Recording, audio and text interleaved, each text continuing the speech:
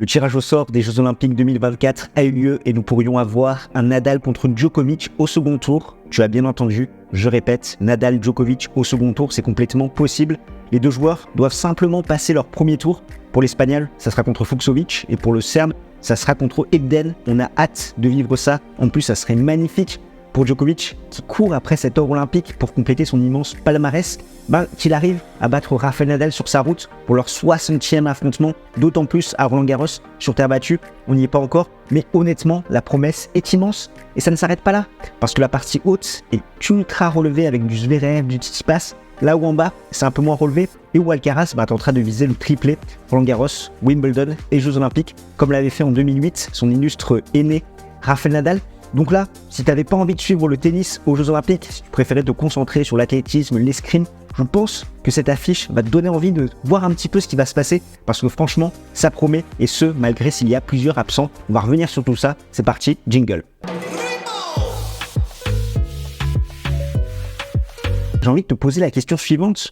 Est-ce que pour toi, l'or olympique est si important dans le palmarès d'un joueur de tennis? Tu mets la vidéo sur pause et tu me dis en commentaire, je suis curieux d'avoir ton avis. Parce que cette année encore, Novak Djokovic va tenter de briguer cette médaille d'or qui manque à son immense palmarès. Il a gagné plusieurs fois les Grands Chelems, il a gagné plusieurs fois les ATP Finals, mais il lui manque cet or olympique en 2021, alors que toutes les planètes étaient alignées. Djokovic n'a pas pu le faire avec un Allemand ultra coriace en la personne d'Alexander Zverev qui a totalement renversé cette partie alors que c'était mal embarqué pour lui. Mais là en 2024, Djokovic, il va tenter de faire comme André Agassi, c'est-à-dire d'avoir gagné au moins une fois chaque grand titre, étant donné qu'à l'heure actuelle, seul l'Américain comptabilise tous les majors, les ATP Finals et l'or olympique. Et les JO, c'est souvent une terre de surprise si on regarde les médaillés depuis 2008, en commençant par l'or jusqu'au bronze. En 2008, on a eu Nadal, Gonzalez et Djokovic. En 2012, Murray, Federer et Del Potro. En 2016, Murray, Del Potro et Nishikori. Et en 2021, Zverev, Khachanov et Carreño Busta.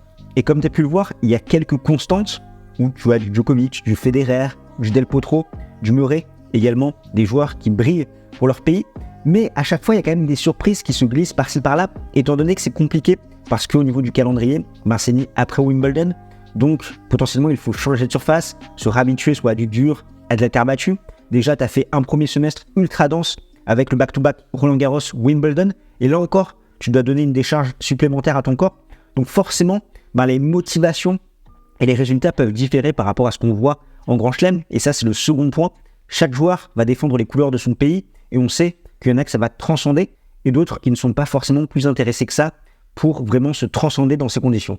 Et pour tout ça, ça en fait un tournoi ultra intéressant à suivre. D'autant plus que cette année, les Jeux Olympiques ont lieu en France. C'est à Roland-Garros pour la partie tennis sur terre battue, donc c'est un peu un deuxième Roland-Garros, cette fois-ci en 2-7 gagnants, et franchement ça promet parce que les conditions météorologiques devraient être meilleures avec des températures un petit peu plus chaudes. Et malgré tout, il y aura beaucoup d'absents, et ça c'est un petit peu dommage parce qu'on aurait aimé voir tous les meilleurs joueurs du monde se disputer un petit peu ces médailles. On note les absences de Sinner, Lejka, Vondrousova, Hurkacz, Jabber, Sabalenka, Shelton, Rublev, Manarino, Khachanov, Dimitrov, Rune, Mertens, Raducanu et Andy Murray. Et voici les 16 têtes de série. Donc tu vois un petit peu que ça a redistribué les cartes et que ça a chamboulé l'ordre des 16 premières têtes de série, avec par exemple Alex de Minaur qui se retrouve 5e. On notera d'ailleurs des incertitudes physiques chez l'Australien, mais également chez Alexander Zverev, qui était gêné au genou, à Wimbledon, qui a su enchaîner avec Hambourg.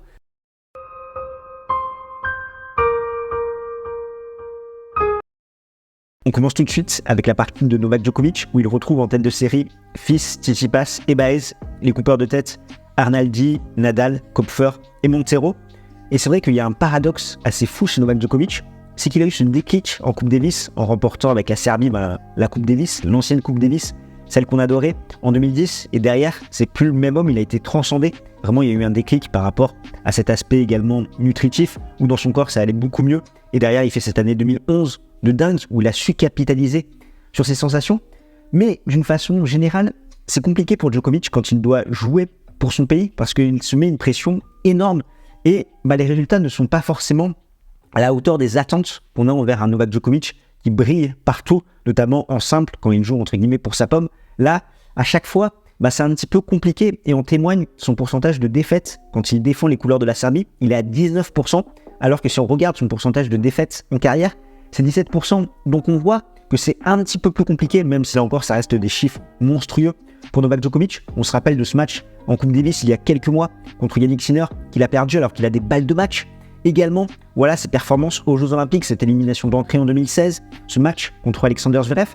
Donc c'est pas évident pour lui de défendre son pays, même si cette année il a tout optimisé, étant donné qu'il ne va pas résider au village olympique pour justement ne pas avoir de débauche d'énergie, garder un maximum d'influx pour le simple, et il ne va jouer que le simple, pas le double, comme il l'avait fait en 2021, pour tout miser vraiment sur cette médaille d'or qu'il cherche. Encore une fois, c'est son objectif principal, il l'avait dit en fin d'année dernière, c'est vraiment sa saison 2024 qui devait être faite autour de cette médaille d'or.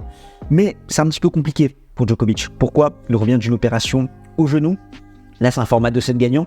Donc, certes, c'est moins physique pour Djokovic, mais ça laisse place aussi à plus de surprises. On sait qu'il adore le format en 3-7 gagnants. On l'a vu encore à Wimbledon, où il a eu ce retour à la réalité en finale, mais derrière, il arrive quand même à gagner 6 matchs. C'est totalement fou quand on sait qu'il y a quelques jours, il se faisait opérer du genou. Et derrière, il y a ce changement de surface, gazon, terre battue. Il va devoir se réhabituer à la terre battue. Et on sait que sur ce Neo Djokovic, donc ce Djokovic revenant, un petit peu vieillissant qu'on a depuis 2018, c'est sa moins bonne surface parce que ça lui demande beaucoup d'ajustements en termes de puissance, notamment côté coup droit, également au service, où il a moins de points gratuits que sur une surface un petit peu plus rapide, où son slice va prendre. Donc là, le challenge, il est monstrueux pour lui, étant donné que là, à 37 ans, elle est tentée de prendre cet or olympique. Et comme si ça ne suffisait pas, il a un tableau dantesque, étant donné que d'entrée, c'est Matthew Ebden qui remplace Andy Murray. Donc ça aurait pu faire un Djokovic-Murray d'entrée, là ça aurait été complètement fou aussi. Et au deuxième tour, potentiellement Rafael Nadal, même si ce n'est plus que l'ombre de Rafael Nadal par rapport à ce qu'on a vu à Bastad, où ça a été extrêmement compliqué contre du Navone, et il a perdu contre Nuno Borges. Mais ça reste, quand même Rafa à Roland-Garros, sur un format plus court aussi pour lui, où physiquement, ça peut être plus avantageux. Et ça ne s'arrête pas là, parce que derrière, c'est du Fils ou Arnaldi, du Tsitsipas en quart de finale. Donc vraiment, le pire tableau sur le papier pour Novak Djokovic. Et pour Rafael Nadal, c'est pareil, étant donné qu'il y a juste ce premier tour qui change avec un Martin Fucsovics. Il peut être toujours compliqué à manœuvrer, même si côté revers, c'est beaucoup de slice. Donc ça, on sait que Nadal, il négocie très bien tout ça. Et ensuite, il hérite du tableau de Djokovic. Mais là, par rapport à ce qu'on a vu à Bastad, ça risque d'être très compliqué pour ce 60e affrontement contre Novak Djokovic, s'il a lieu. On l'a vu en difficulté sur ses déplacements, sur son service, beaucoup de breaks, des breaks. Et là, ça va pas être des secondes plutôt qu'il va jouer. C'est potentiellement Novak Djokovic, même si c'est pas encore le Novak Djokovic prime par rapport à ce retour de blessure. Mais ça risque, je pense, d'être compliqué. Et potentiellement, ce choc peut être un flop. On aura l'occasion de s'y projeter s'il a lieu. Mais l'histoire pourrait être magnifique pour Djokovic, étant donné qu'il veut cet or olympique. Il a un parcours de titan et affronter son meilleur rival, battre son meilleur rival de nouveau à Roland-Garros, ça peut être un motif de satisfaction pour aller au bout et rajouter un petit peu d'histoire à tout ça pour aller chercher ce dernier grand titre. On a également un premier tour ultra popcorn entre Fils et Arnaldi, 3-0 pour l'Italien, c'est un peu sa bête noire, dont un affrontement cette saison à Roland-Garros. Et c'est vrai que Arnaldi, il y arrive bien contre les Français. Donc à voir ce que ça va donner. Fils qui a retrouvé de bonnes sensations, je trouve qu'il n'était pas attendu sur gazon et ça lui a permis de se décharger, de se libérer un petit peu. Et on l'a vu vraiment très bien performer à Wimbledon. Ensuite, une très belle victoire contre Alexander Zverev en finale à Hambourg. Mais il va avoir de la pression sur ses épaules. Il va jouer en plus sa bête noire. Pas sûr qu'il arrive à passer ce premier tour contre Arnaldi, qui arrive vraiment à très bien le négocier, qui contre merveilleusement bien le français. Donc ça va être un match ultra intéressant à surveiller. Et enfin, on a Stefanos Tsitsipas, qui lui aussi peut viser gros quand même sur ces Jeux Olympiques avec Roland-Garros où il adore les conditions. Il a un très bon tableau avec une seule menace qui est en 8e avec ce Baez Montero, potentiellement l'un ou l'autre. Donc soit l'Argentin, la petite mobilette, mais qui a un déficit quand même de puissance et de service, ou Montero qui va préférer des conditions un peu plus rapides en altitude. Mais je vois bien le grec en quart de finale et c'est pourquoi au niveau de mon pronostic sur cette partie, je vois un Djokovic contre Stefanos Tsitsipas.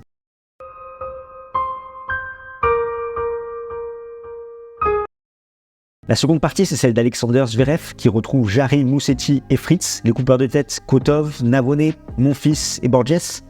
Et on a un Alexander Zverev qui a été médaillé d'or il y a 3 ans à Tokyo, qui a notamment battu Novak Djokovic et Karen Khachanov en finale, qui en plus fait une superbe saison, a très bien performé sur terre battue et à Roland-Garros où il s'incline seulement 5-7 contre Carlos Alcaraz. Mais, parce que oui, il y a un mais, c'est par rapport à son état physique. Il y a eu cette gêne, cette blessure au genou contracté à Wimbledon où il s'incline en 5-7 contre Taylor Fritz. On l'a vu clairement gêné dans ses déplacements.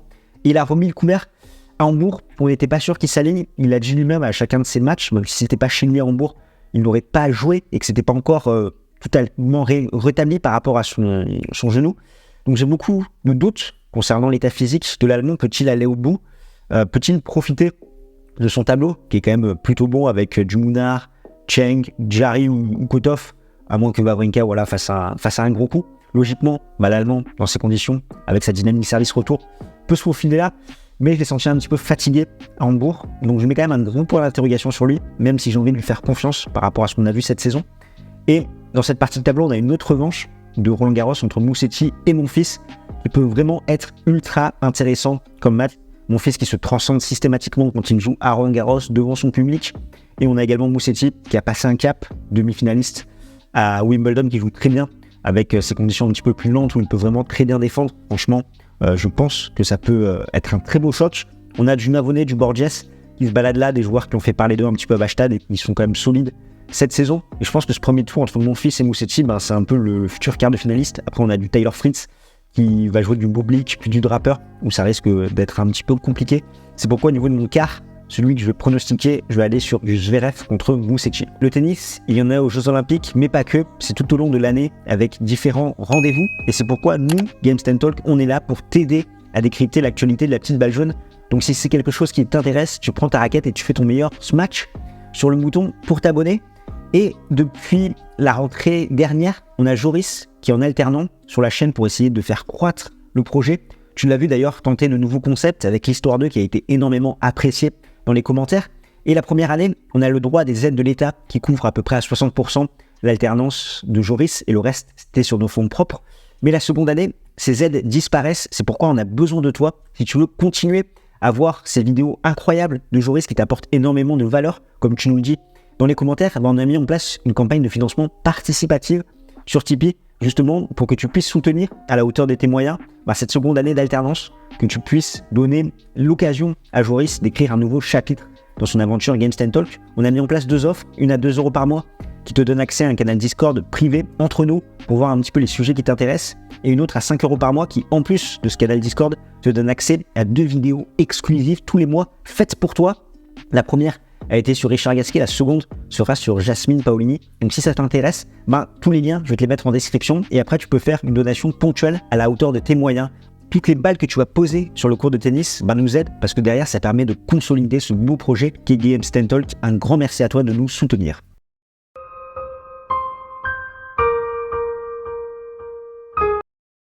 On revient au tableau avec la troisième partie, celle de Daniil Medvedev qui retrouve Ruud, Humbert et Auger-Aliassime. Le coupeur de tête, c'est Cherundolo pour moi qui performe toujours bien à Roland Garros, qui adore ses conditions. Partie là, on retrouve Casper Ruud quand même qui reste sur 2 finales et une demi à Roland Garros, donc c'est impossible de l'écarter de l'équation. Il a toutes ses chances de briguer une médaille, d'autant plus dans des conditions un peu plus chaudes. Voilà, sa balle va très bien gicler, même s'il a un contre-performé d'entrée à Bastad.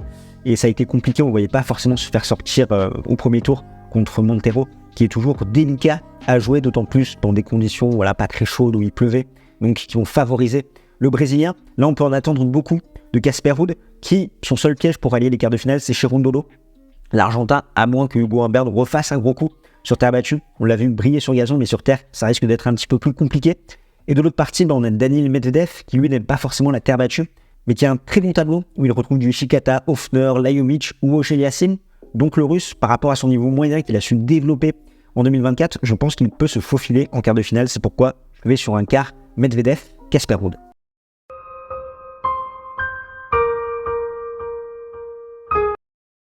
Et dans la dernière partie, on retrouve Carlos Alcaraz qui est très bien outillé, je trouve, avec Dominor, Paul et Tabilo en tête de série, en coupeur de tête du Struff, du Moutet, du Etcheverry.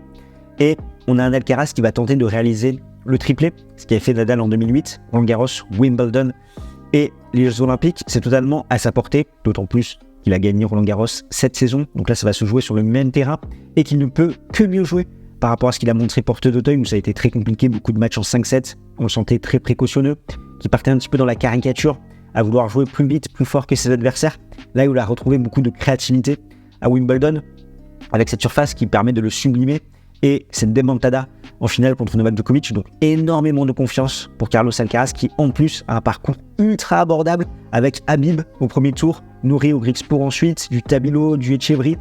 par la suite. Donc là, il a tout pour allier les quarts de finale contre certes des profils terriens, mais qui n'ont pas rentrer dedans le premier temps, parce que ce format peut l'exposer aussi de cette gagnant. S'il y a un joueur qui joue Fuego du round de 7, ça peut être compliqué pour l'Espagnol, mais je le vois quand même bien en quart de finale. Et de l'autre côté, on a quand même beaucoup d'incertitudes. On a un Tommy Paul qui peut aller en quart, à moins que Moutet, il arrive à se sortir de cette partie. On sait 8ème de finaliste cette saison à Roland Garros, et qu'il peut profiter d'un Alex de Minaur un petit peu diminué, incertain. Et pour lui, il faudra aussi qu'il se méfie d'un Yannick Struff qui traîne. Donc pas évident pour Corentin Moutet, mais il y a un coup à jouer dans ce cas-là. Je vais aller sur un Alcaraz Paul.